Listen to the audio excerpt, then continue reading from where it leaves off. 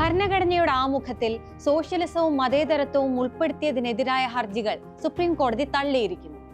ആമുഖം ഭേദഗതി ചെയ്യാൻ പാർലമെന്റിന് അധികാരമുണ്ട്. ഇന്ത്യൻ സാഹചര്യത്തിൽ സോഷ്യലിസം കൊണ്ട് ക്ഷേമരാഷ്ട്രം എന്നാണ് അർത്ഥമാക്കുന്നത് എന്ന് സൂചിപ്പിച്ചുകൊണ്ട് ഭരണഘടനാ മൂല്യങ്ങളിൽ അടിയുറച്ചുകൊണ്ടുള്ള വിധി. ഇന്ത്യയുടെ നീതിന്യായ സംവിധാനങ്ങളോടുള്ള പ്രത്യാശയും അഭിമാനവും ഒന്നുകൂടി ഊട്ടിയുറപ്പിക്കാൻ ഉതകുന്ന വിധി. ന്യായാധിപന്മാർക്ക് നന്ദി. കോഡ് ഫോർ ദ പീപ്പിളിലേക്ക് സ്വാഗതം.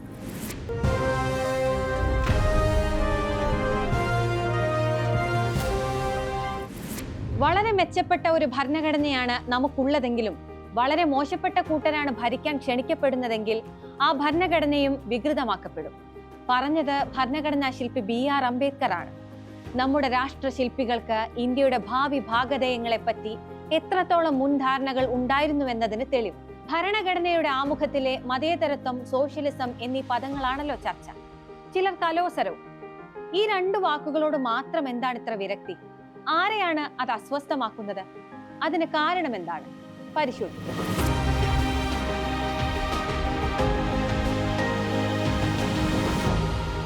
ഇന്ത്യയിലെ ജനങ്ങളാകുന്ന നമ്മൾ നമ്മുടെ രാജ്യത്തിന്റെ ഭരണഘടനയുടെ ആമുഖം ആരംഭിക്കുന്നത് ഈ വാക്കുകളിലാണ്. ഭരണഘടനയുടെ സോഷ്യലിസ്റ്റ് സ്വഭാവത്തെ പറ്റി വളരെയധികം വിമർശനങ്ങളും വ്യാഖ്യാനങ്ങളും സ്ഥാപിത നാൾ തൊട്ടേ ഉയർന്നു വന്നിട്ടുണ്ട്. ഭരണഘടനാ നിർമ്മാണ സഭയിൽ തന്നെ സോഷ്യലിസം എന്ന വാക്ക് വേണമെന്ന ആവശ്യം ഉയർന്നിരുന്നു. സഭയിലെ അംഗങ്ങളായ KT ഷാ, ബ്രിജേശ്വർ പ്രസാദ് എന്നിവർ സോഷ്യലിസം എന്ന പദം ഉൾക്കൊള്ളിക്കാൻ നിർദ്ദേശിച്ചിരുന്നു. എന്നാൽ അന്ന് അത് അംബേദ്കർ അംഗീകരിച്ചിരുന്നില്ല. ഭരണഘടനയ്ക്കുള്ളിൽ തന്നെ സോഷ്യലിസം അന്തർലീനമാണെന്നായിരുന്നു അംബേദ്കറിന്റെ മറുപടി. രാജ്യത്തിന്റെ നയം എന്തായിരിക്കണം, ജനങ്ങൾ രാജ്യത്തിന്റെ സാമൂഹിക സാമ്പത്തിക വശങ്ങളിൽ എങ്ങനെ സംഘടിപ്പിക്കപ്പെടണം എന്നത് അതാത് കാലഘട്ടങ്ങളിൽ സാഹചര്യം അനുസരിച്ച് ജനങ്ങൾ തന്നെ തീരുമാനിക്കട്ടെ എന്നായിരുന്നു അദ്ദേഹത്തിന്റെ വിശദീകരണം. അങ്ങനെ സെക്യുലർ, സോഷ്യലിസ്റ്റ് എന്നീ രണ്ടു വാക്കുകൾ ഇല്ലാതെ തന്നെയാണ് ഭരണഘടനയുടെ ആദ്യ ഡ്രാഫ്റ്റ് പുറത്തിറക്കിയത്. എങ്കിൽ പോലും എല്ലാവരെയും സമന്മാരായി കാണുന്ന തുല്യ അവകാശങ്ങളുള്ള ഒരു സോഷ്യലിസ്റ്റ് ഭരണഘടന തന്നെയാണ് നമ്മുടേത്. ആ ആശയം ഭരണഘടനയുടെ അടിസ്ഥാന തത്വങ്ങളിൽ നിലകൊള്ളുകയും ചെയ്യുന്നു. സോഷ്യലിസവും മതേതരത്വവും ഭരണഘടനയിൽ അന്തർലീനമാണ്. എന്താണ് ഇന്ത്യൻ ഭരണഘടനയിലെ സോഷ്യലിസം? മറ്റ് രാജ്യങ്ങളിൽ സാമ്പത്തിക സമത്വമാണ് സോഷ്യലിസത്തിന്റെ മുഖമുദ്ര. അതായത് ഉത്പന്നങ്ങളുടെ നിർമ്മാണത്തിന്റെയും വിതരണത്തിന്റെയും സകല ഉപാധികളും പൊതു ഉടമസ്ഥതയിൽ കൊണ്ടുവരുന്ന രീതി. എന്നാൽ ഇന്ത്യൻ ഭരണഘടനയിലെ സോഷ്യലിസം ആ അർത്ഥത്തിലല്ലെന്നും ഇവിടെ സോഷ്യലിസം എന്നാൽ ക്ഷേമരാഷ്ട്രം എന്നാണ് അർത്ഥമാക്കുന്നത്. മറ്റു രാജ്യങ്ങൾ സോഷ്യലിസത്തെ സമീപിക്കുന്നത് പോലെ സ്വേച്ഛാധിപത്യ സിദ്ധാന്തമല്ലെന്നും ക്ഷേമരാഷ്ട്ര സങ്കല്പമാണ് നമ്മുടേതെന്നും നിരീക്ഷിച്ചാണ് ചീഫ് ജസ്റ്റിസ് സഞ്ജീവ് ഖന്ന അധ്യക്ഷനായ ബെഞ്ച് ഹർജി തള്ളിയത്. നവംബർ 23 വിധി പ്രസ്താവത്തിൽ മതനിരപേക്ഷത ഭരണഘടനയുടെ അടിസ്ഥാന സിദ്ധാന്തമാണെന്ന് SR ബൊമ്മെ കേസിൽ വ്യക്തമാക്കിയിട്ടുള്ളതാണെന്നും സുപ്രീം കോടതി നിരീക്ഷിച്ചിരുന്നു. 1976 ഡിസംബർ 18 42ാം ഭരണഘടനാ ഭേദഗതിയിലൂടെ ഒരിക്കൽ മാത്രമാണ് ഭരണഘടനയുടെ ആമുഖം ഭേദഗതി ചെയ്തിട്ടുള്ളത്. എല്ലാ പൗരാവകാശങ്ങളെയും റദ്ദു ചെയ്തിരുന്ന ഇന്ദിരയുടെ അടിയന്തരാവസ്ഥ കാലത്തായിരുന്നു അത്.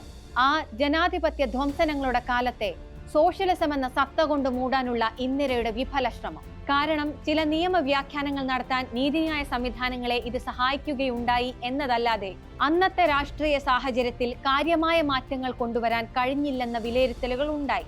മതേതരത്വത്തെയും സോഷ്യലിസത്തെയും എതിർക്കുന്ന BJPയുടെ യഥാർത്ഥ ശത്രു ആമുഖത്തിൽ ഇന്ദിര ഭേദഗതിയിലൂടെ എഴുതി ചേർത്ത വാക്കുകളല്ല, ഭരണഘടനയുടെ അടിസ്ഥാനമായ മതേതരത്വത്തിന്റെയും തുല്യ പരിഗണനയുടെയുമായ ആശയങ്ങളാണ്. ഈ രണ്ട് വാക്കുകളോടുമുള്ള വിരക്തിക്ക് വളരെ കാലത്തെ പഴക്കമുണ്ട്. 2008 സോഷ്യലിസം എന്ന വാക്ക് ആമുഖത്തിൽ നിന്ന് ഒഴിവാക്കണമെന്നാവശ്യപ്പെട്ട് സുപ്രീം കോടതിയിൽ സമർപ്പിച്ച ഹർജി കോടതി തള്ളിയിരുന്നു. സമാനമായ ഭരണഘടനയുടെ ആമുഖത്തിലെ ഈ രണ്ട് വാക്കുകളോടുള്ള പ്രശ്നം പിന്നെയും ഉണ്ടായി. 2020 BJP MP Rakesh Sharma socialism എന്ന പദം ഒഴിവാക്കണമെന്നാവശ്യപ്പെട്ട് രാജ്യസഭയിൽ പ്രമേയം അവതരിപ്പിച്ചു. 2015 കേന്ദ്ര വാർത്താ വിതരണ പ്രക്ഷേപണ മന്ത്രാലയം പുറത്തിറക്കിയ ഭരണഘടനയുടെ ആമുഖത്തിന്റെ ചിത്രത്തിൽ മതേതര, സോഷ്യലിസ്റ്റ് എന്ന രണ്ട് പദങ്ങൾ ഇല്ലാതിരുന്നതും വിവാദങ്ങൾ ഉണ്ടാക്കി. ഇക്കഴിഞ്ഞ റിപ്പബ്ലിക് ദിനത്തിൽ എക്സിലെ കേന്ദ്ര സർക്കാരിന്റെ പോർട്ടലിൽ പോസ്റ്റ് ചെയ്ത ഭരണഘടനയുടെ ആമുഖത്തിലും ഈ രണ്ട് വാക്കുകളുടെ അഭാവം കാണാം. പുതിയ പാർലമെന്റിലെ ആദ്യ ദിനത്തിൽ തന്നെ സഭാംഗങ്ങൾക്ക് നൽകിയ പകർപ്പിൽ സോഷ്യലിസവും മതേതരത്വവും ഇല്ലെന്ന കാര്യവും പുറത്തുവന്നു. അത് വിവാദവുമായി. അയോധ്യ പ്രാണപ്രതിഷ്ഠാ ദിനത്തിൽ മലയാള സിനിമാ താരങ്ങൾ പ്രതിഷേധ സൂചകമായി ഭരണഘടനയുടെ ആമുഖം പങ്കുവച്ചതും ശ്രദ്ധേയമായി. ഏറ്റവും ഒടുവിലായാണ് ഇപ്പോൾ ഉണ്ടായ സംഭവ വികാസങ്ങൾ. BJP നേതാക്കളായ സുബ്രഹ്മണ്യൻ സ്വാമി, ബൽറാം സിംഗ്, അശ്വനി കുമാർ ഉപാധ്യായ എന്നിവരാണ് ഭരണഘടനയുടെ ആമുഖത്തിൽ സോഷ്യലിസം, മതേതരത്വം എന്നീ വാക്കുകൾ ഉൾപ്പെടുത്തിയതിനെതിരായ ഹർജി ഫയൽ ചെയ്തത്. ഭരണഘടനയുടെ ആമുഖം ചരിത്രരേഖയാണെന്നും അതിൽ മാറ്റം വരുത്താൻ പാടില്ലെന്നും ചൂണ്ടിക്കാട്ടിയായിരുന്നു BJP നേതാക്കളുടെ ഹർജി.